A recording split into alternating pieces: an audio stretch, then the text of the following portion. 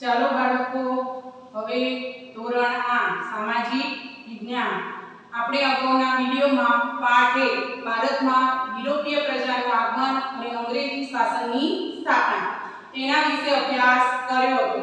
એમાં આપણે ભારતમાં કઈ કઈ જુદી જુદી પ્રજાઓ આવી, ફ્રેન્ચો, ડચ લોકો, વલંદાઓ, અંગ્રેજો વગેરે પ્રજાઓનું આગમન કેવી રીતે થયું તેના વિશે અભ્યાસ કર્યો હતો।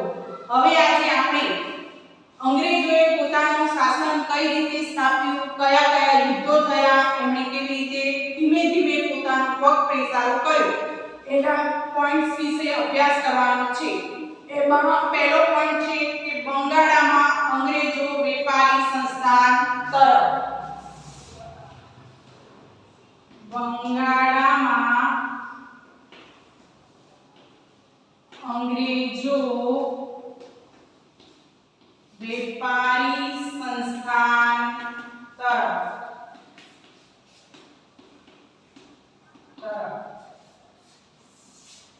એટલે કે અંગ્રેજોએ બંગાળામાં પોતાની પ્રથમ કોઠી ઈસવીસન 1751 માં સ્થાપી।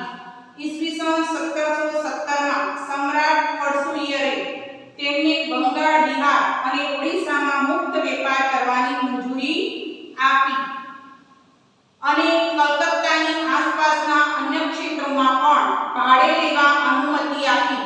ઈસવીસન 1740 પછી અંગ્રેજોએ પોતાની કોઠી ફોર્ટ વિલિયમ્સને કિલ્લેબંધી કરતા બંગાળના નવાબ સિરાજ ઉદ્દૌલા સાથે તેમના સંબંધો કટુતાપૂર્ણ બન્યા। સિરાજ ઉદ્દૌલાએ 15 જૂન 1756 ના રોજ ફોર્ટ વિલિયમ પર આક્રમણ કરી અંગ્રેજોને હરાવ્યા। જો હવે અંગ્રેજોએ એમ કે પોતાનો વેપાર એ સૌપ્રથમ સુરત બંદરે આવ્યા, કાલિકટ બંદરેથી એમણે જહાંગીરની પરવાનગી મેળવીને પોતાનો વેપાર શરૂ કર્યો હતો। પણ હવે એ લોકોએ બંગાળમાં પોતાની કોઠી ક્યારે સ્થાપી તો ઈસવીસન 1651 માં બંગાળમાં વેપારી કોઠી સ્થાપી। વેપારી કોઠી સ્થાપી।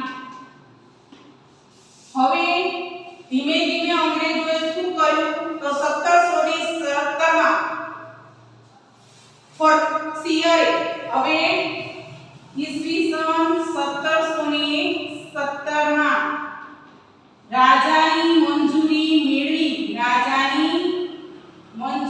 મેળવી એમણે બંગાળ, બિહાર અને ઓરિસ્સામાં વેપારની શરૂઆત કરી।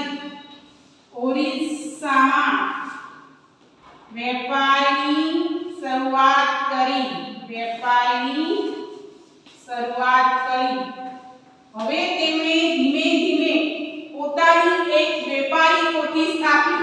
એ એમણે ક્યાં સ્થાપી હતી? કલકત્તામાં વેપારી કોઠી સ્થાપી એને ફોર્ટ વિલિયમ નામ આપ્યું।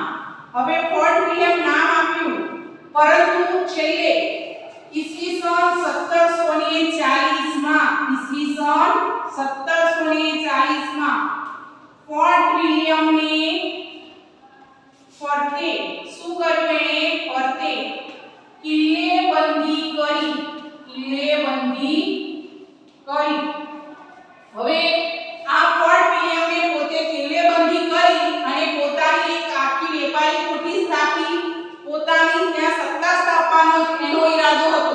જે વસ્તુ ત્યાંના જે રાજા હતા બંગાળના નવાબ સિરાજ ઉદ્દૌલા તેમને પસંદ આવી નહીં, એટલે બંગાળના નવાબ સિરાજ ઉદ્દૌલાએ તેની પર 15 જૂન અને 1756 ના રોજ આક્રમણ કર્યું અને આ કિલ્લેબંધી તોડી નાખી।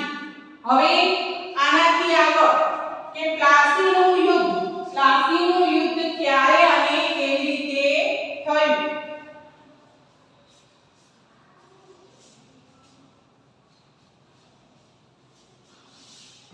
જો બાળકો, અહીંયા બોર્ડ ઉપર જે પોઈન્ટ્સ લખવામાં આવે છે, જે ઈસવીસન અને તારીખો લખવામાં આવે છે તે ખાસ યાદ રાખજો, કારણ કે આ તારીખો અને આ ઈસવીસનની જે સાલ છે આ બધું તમને વિકલ્પ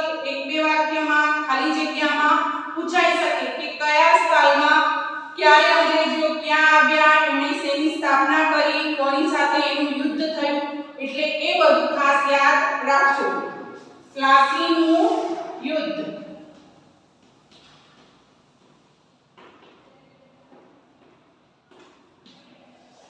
જો કલકત્તામાં અંગ્રેજોની હારના સમાચાર મદ્રાસ પહોંચ્યા.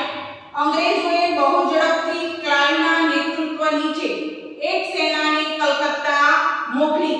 હવે જ્યારે સિરાજ ઉદ્દૌલા સાથે કલકત્તામાં અંગ્રેજોની હાર થઈ એ તાત્કાલિક સમાચાર ક્યાં પહોંચ્યા? મદ્રાસ પહોંચ્યા. મદ્રાસ પહોંચ્યા એટલે એમનો જે આગેવાન હતો રોબર્ટ ક્લાઇવ, આ ક્લાઇવના નેતૃત્વ નીચે એણે એક સેના તૈયાર કરી અને એ સેનાને કલકત્તા મોકલી. નવાબના વિશ્વાસુ માણેકચંદને લાંચમાં લઈને કલકત્તા અંગ્રેજોને સોંપી દીધું. હવે જો રોબર્ટ ક્લાઇવના નેતૃત્વ હેઠળ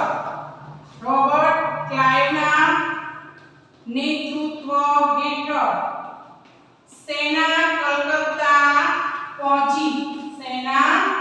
કલકત્તા પહોંચી. હવે આ વખતે જે સિરાજ ઉદ્દૌલા હતો એનો એક વિશ્વાસુ નવાબ હતો. એ નવાબનું નામ હતું માણેકચંદ. નવાબ માણેકચંદને લાંચ આપીને કલકત્તા અંગ્રેજોએ કબજામાં લીધું.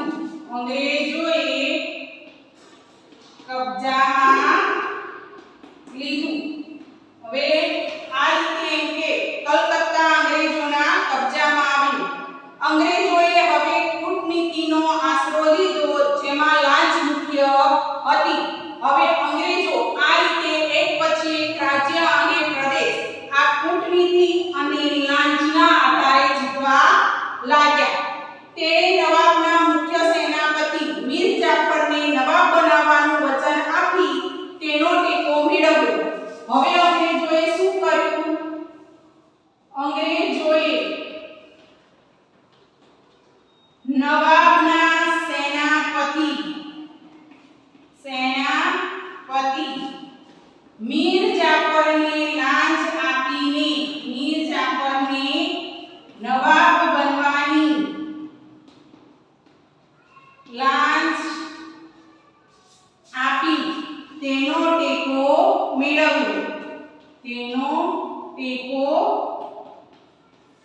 મેળવ્યો. હવે શું થયું એનાથી આગળ કે આ રીતે મીર જાફરનો ટેકો મેળવી બંગાળાના મોટા શાહુકાર જગતસેઠ રાયદુર્લભ અને અમીરચંદને પણ પોતાની તરફેણમાં કરી લીધા. હવે અંગ્રેજો જ્યારે સિરાજ ઉદ્દૌલા સામે ટકી ન શક્યા એટલે ધીમે ધીમે તેણે તેના મીર જાફર સેનાપતિને લાંચ આપી. પછી ત્યાંના જે મોટા મોટા શેખ હતા, રાય શેઠચંદ, રાય દુર્લભ અને અમીરચંદ, આવા મોટા મોટા શેઠ લોકોને પણ લાંચ આપીને પોતાની તરફેણમાં કરી લીધા. માર્ચ 1757માં ફ્રેન્ચ વસાહત પર અંગ્રેજોએ આક્રમણ કરી નવાબના સાર્વભૌમત્વને પડકાર્યું. હવે માર્ચ 1757માં ફ્રેન્ચ વસાહત પર આક્રમણ કર્યું. એટલે કે ફ્રેન્ચોએ જે બંગાળમાં પોતાની વસાહત સ્થાપી હતી તેના પર અંગ્રેજોએ આક્રમણ કરી અને સિરાજ ઉદ્દૌલાને પડકાર્યા. 23મી જૂન 1757ના રોજ ક્લાઇવના નેતૃત્વ હેઠળ અંગ્રેજ સેના અને નવાબની સેના વચ્ચે મુર્શિદા પાસે આવેલ પ્લાસી નામના સ્થળે યુદ્ધ થયું. જો પ્લાસીનું યુદ્ધ ક્યારે શરૂ થયું? તો 23મી જૂન 1757ના રોજ. કોના નેતૃત્વ હેઠળ? તો રોબર્ટ ક્લાઇવના નેતૃત્વ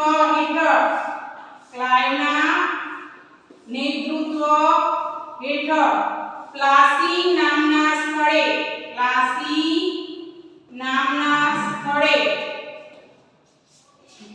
નવાબની સેના અને અંગ્રેજ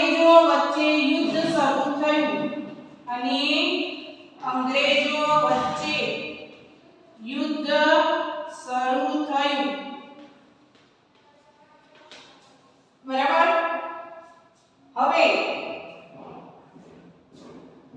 નવાબના સેનાપતિઓએ અંગ્રેજોનો મુકાબલો કર્યો, પરંતુ મીર જાફરના વિશ્વાસઘાતને કારણે નવાબની સેના હારી ગઈ. હવે જે નવાબના સેનાપતિઓ હતા, જે એની સેના હતી, એણે અંગ્રેજો સામે ઘણો બધો મુકાબલો કર્યો, ઘણું સારું યુદ્ધ કર્યું, પણ છેવટે મીર જાફરે લાંચ લઈને પોતાના માણસોને વેચી નાખ્યા હતા. એટલે આખરે આ જે સિરાજ ઉદ્દૌલા હતા એની હાર થઈ અને અંગ્રેજો સામે એ હારી ગયા. હવે મીર જાફરને નવાબ બનાવવામાં આવ્યો અને સિરાજ ઉદ્દૌલાને પકડી તેની હત્યા કરવામાં આવી. આ યુદ્ધમાં મીર જાફરની કપટ નીતિના કારણે સિરાજ ઉદ્દૌલા હારી ગયા, માટે સિરાજ ઉદ્દૌલાને પકડીને તેની હત્યા કરવામાં આવી. અંગ્રેજોએ નવાબને 24 પરગણા વિસ્તારની જાગીર આપી અને જકાત વગર વેપાર કરવાની છૂટ આપી. હવે મીર જાફર નવાબ બની ગયો પછી એણે અંગ્રેજોને 24 પરગણાની જાગીર આપી દીધી, એટલી બધી જમીન આપી દીધી અને ઉપરાંત જકાત ચૂકવ્યા વગર વેપાર કરવાની છૂટ પણ આપી દીધી. પ્લાસીના યુદ્ધ પછી સમગ્ર બંગાળ અંગ્રેજોના અધિકારમાં આવી ગયું અને અહીંથી તેઓ વેપારીમાંથી સંસ્થાનના માલિક બની ગયા. હવે આ પ્લાસીના યુદ્ધ પછી જ અને આ મીર જાફરની ભૂલ પછી જ એ લોકોનો વેપાર ખૂબ વિકસ્યો અને તે લોકો હવે વેપારીમાંથી આખી સંસ્થાના માલિક બની ગયા. એટલું જ નહીં, ભારતના વિજયનો માર્ગ પણ અહીંથી જ શરૂ થયો, જે ઈસવીસન 1818 સુધીમાં સમગ્ર ભારત અંગ્રેજી શાસન હેઠળ પરિવર્તિત થયું. હવે એટલું જ નહીં, આ પ્લાસીના યુદ્ધ પછી જ એમ કે ભારત ઉપર અંગ્રેજી સત્તાનો પાયો નખાયો અને અંગ્રેજી શાસનનો માર્ગ અહીંથી જ શરૂ થયો. ઈસવીસન 1818 સુધીમાં તો સમગ્ર ભારતમાં અંગ્રેજી સત્તાનો પાયો નખાઈ ગયો હતો અને સમગ્ર ભારતમાં અંગ્રેજી શાસન શરૂ થઈ ગયું હતું. હવે જો આટલું જાણો, એમાં પ્લાસીનું મૂળ નામ પલાસ હતું. અંગ્રેજોએ તેનું ઉચ્ચારણ પ્લાસી કર્યું હતું. હવે આ જે સ્થળ હતું એમાં પ્લાસી નામના વૃક્ષો થતા હતા અને તેમાં મૂળ કેસરી ફૂલ અને પાન આવતા હતા કે જેનો રંગ બનાવીને હોળીમાં રમવા માટે ઉપયોગ કરવામાં આવતો હતો.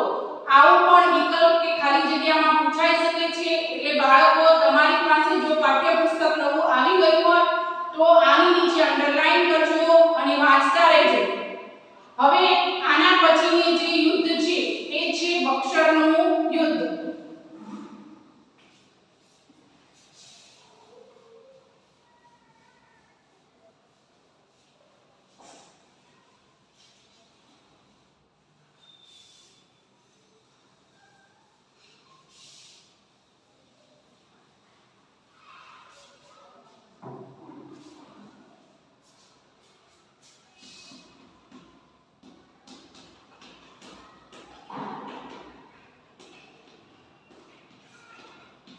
એ બક્સરનું યુદ્ધ કેવી રીતે થયું?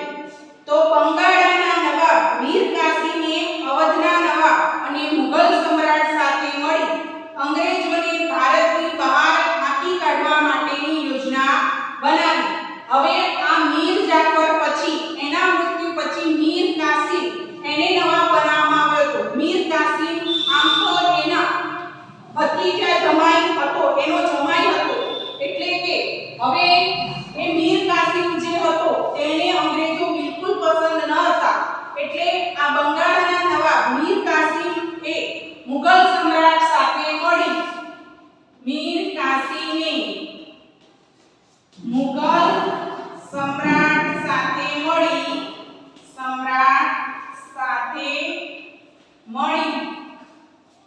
અંગ્રેજોને બહાર કાઢવાની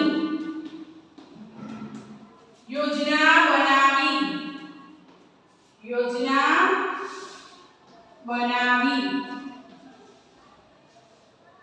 આ ત્રણેયની સેના 50,000 જેટલા સૈનિકોની હતી. હવે મુઘલ સમ્રાટ, અવધનો નવાબ અને મીર કાસિમ, આ ત્રણેયની સેના 50,000 જેટલા સૈનિકોની હતી.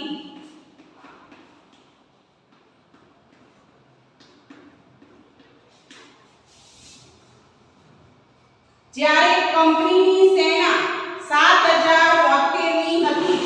મેજર મનરોના વડપણ હેઠળ ભારતના આ ત્રણ શાસકો સાથે બક્સરનું યુદ્ધ 22 ઓક્ટોબર 1764 માં થયું.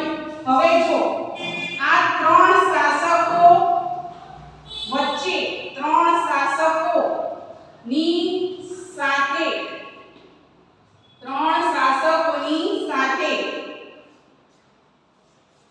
મેજર વનરોના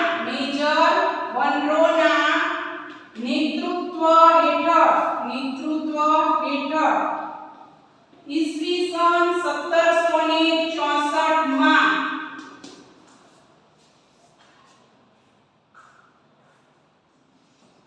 બક્સરનું યુદ્ધ થયું.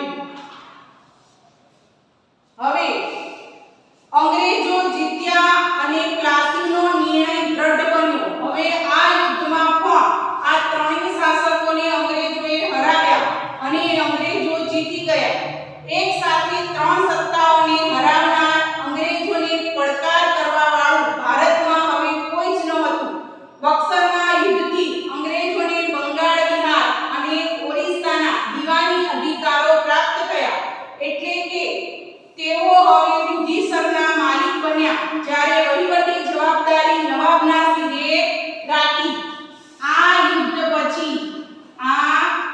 યુદ્ધ પછી અંગ્રેજો બંગાળ, બિહાર અને ઓરિસ્સાની દીવાની સત્તાના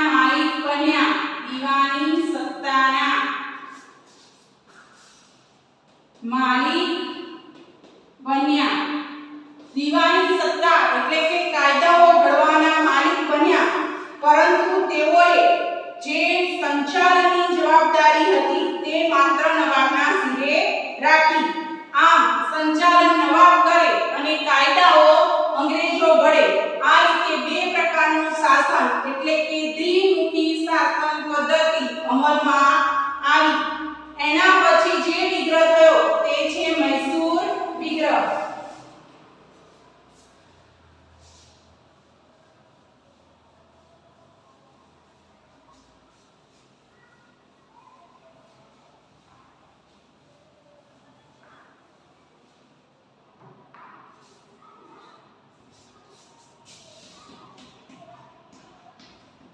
મૈસૂર વિગ્રહ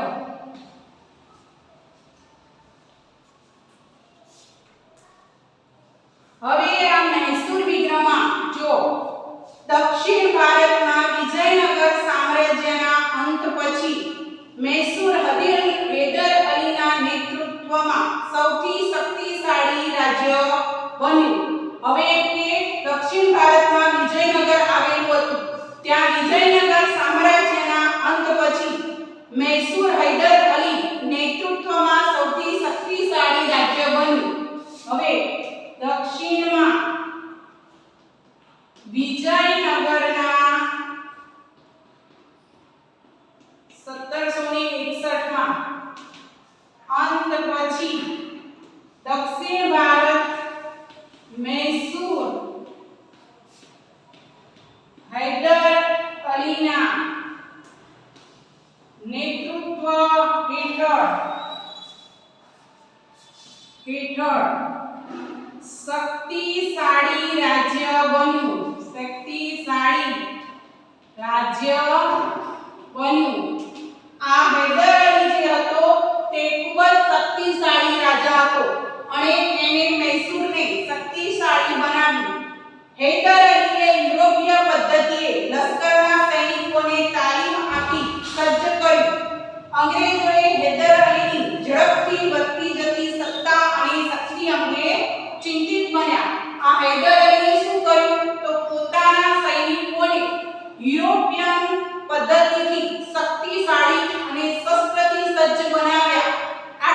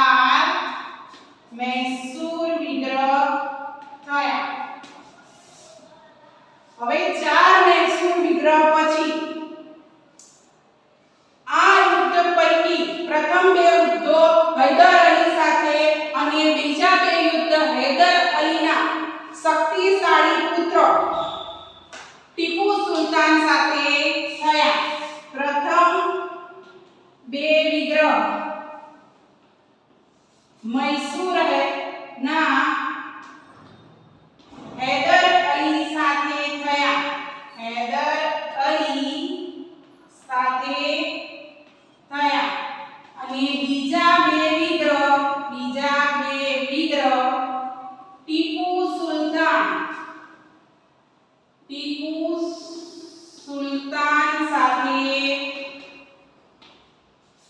થયા બરાબર। હવે પ્રથમ મૈસૂર યુદ્ધ અનિર્ણિત રહે કોઈ પરિણામ આવ્યું નહીં। દ્વિતીય મૈસૂર વિગ્રહ સમયે ઈસવીસન 1782 માં હૈદર અલીનું મૃત્યુ થતા યુદ્ધ ચાલુ રહ્યું। હવે શું કહે છે, જ્યારે પહેલો વિગ્રહ થયો ત્યારે તે યુદ્ધમાં કોઈની જ હાર જીત ન થઈ, પરંતુ બીજો વિગ્રહ થયો 1782 માં। બીજા વિગ્રહ ના સમયમાં 1782 માં હૈદર અલીનું અવસાન થયું। હૈદર અલીનું અવસાન થયું। હૈદર અલીનું અવસાન થયું, પરંતુ એ વિગ્રહ છતાં પણ ચાલુ રહ્યો। છેવટે બંને પક્ષે સંધિ થઈ। તૃતીય મૈસૂર વિગ્રહમાં ટીપુ સુલતાન હાર્યો અને તેને ભયંકર હાનિ થઈ। હવે છેવટે બીજા વિશ્વ યુદ્ધ પછી એટલે કે બીજા વિગ્રહ પછી બંને વચ્ચે અંગ્રેજો અને ટીપુ સુલતાન વચ્ચે સંધિ થઈ, પરંતુ પછી ત્રીજો વિગ્રહ શરૂ થયો અને ત્રીજા વિગ્રહમાં ટીપુ સુલતાન હાર્યો અને તેને ભયંકર હાનિ પણ થઈ। ચતુર્થ મૈસૂર વિગ્રહમાં ટીપુ સુલતાન વીરગતિ પામ્યો અને અંગ્રેજોએ એક શક્તિશાળી શાસકને ખતમ કરી પોતાનું સામ્રાજ્ય દઢ બનાવ્યું। ચોથા મૈસૂર વિગ્રહમાં ટીપુ સુલતાન હાર્યો। ટીપુ સુલતાન હાર્યો અને અંગ્રેજોએ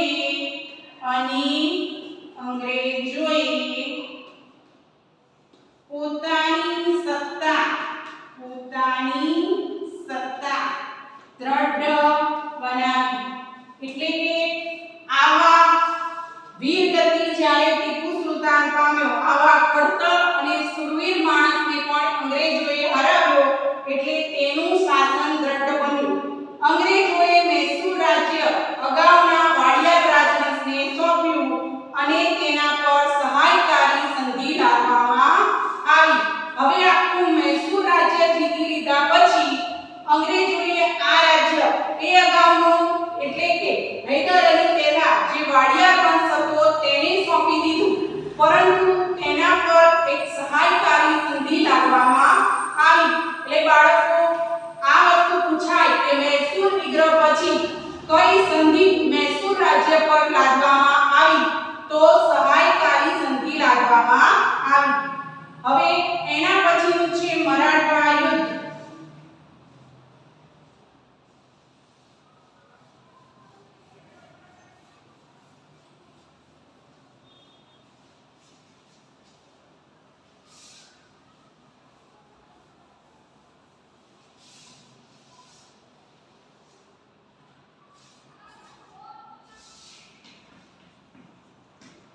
મરાઠા યુદ્ધ। હવે જો 18મી સદીમાં કંપની મરાઠાની તાકાત તોડવા માટે પ્રયત્નશીલ હતી। 18મી સદીમાં કંપની મરાઠાની તાકાત તોડવા પ્રયત્નશીલ હતી।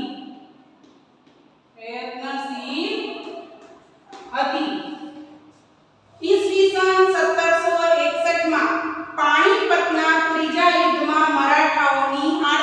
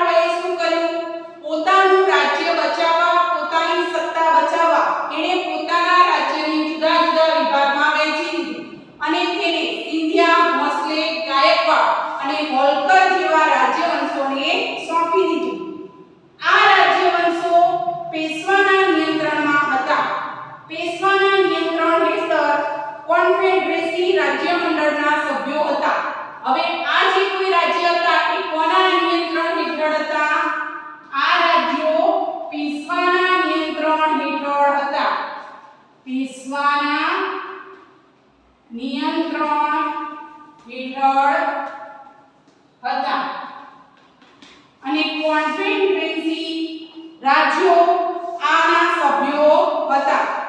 પેશવા લશ્કરી અને વહીવટી વડા હતા. તેનું મુખ્ય મથક પુણેમાં હતું. હવે આ તમામ રાજ્યના લશ્કરી અને વહીવટી વડા પેશવા હતા અને તેનું મુખ્ય મથક ક્યાં હતું? તો પુણેમાં હતું. મરાઠા અને અંગ્રેજો વચ્ચે કેટલાક યુદ્ધો થયા. પ્રથમ યુદ્ધ 1775 થી 1782 દરમિયાન સાલબાઈની સંધિ થઈ. હવે આ મરાઠા અને અંગ્રેજો વચ્ચે ઘણા બધા યુદ્ધો થયા. મરાઠા અને અંગ્રેજો વચ્ચે ઘણા બધા યુદ્ધો થયા.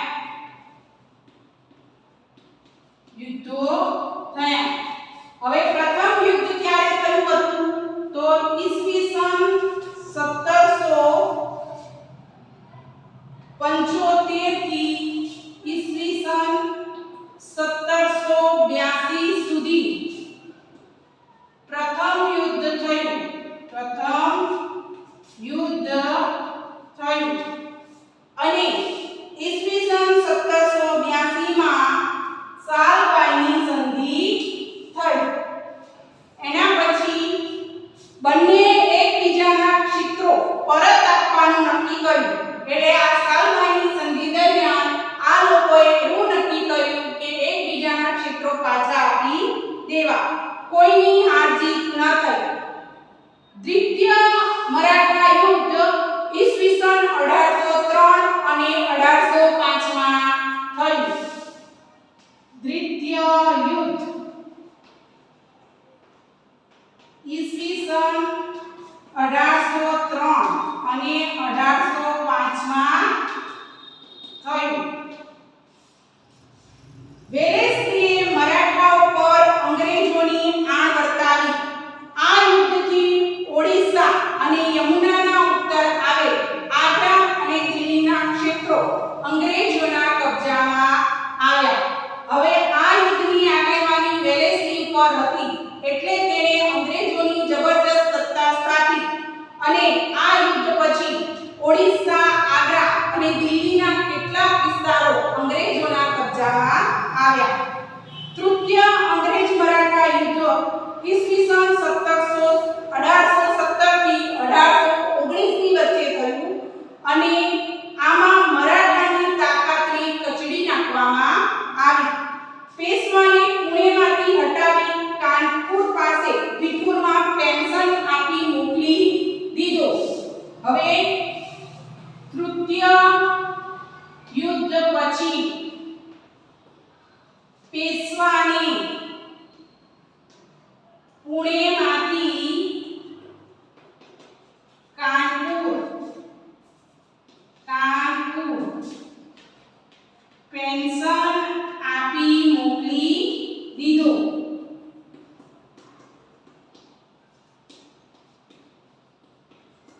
આ ધીમે ધીમે એમ કે મરાઠા શાસનનો પણ અંત આવ્યો.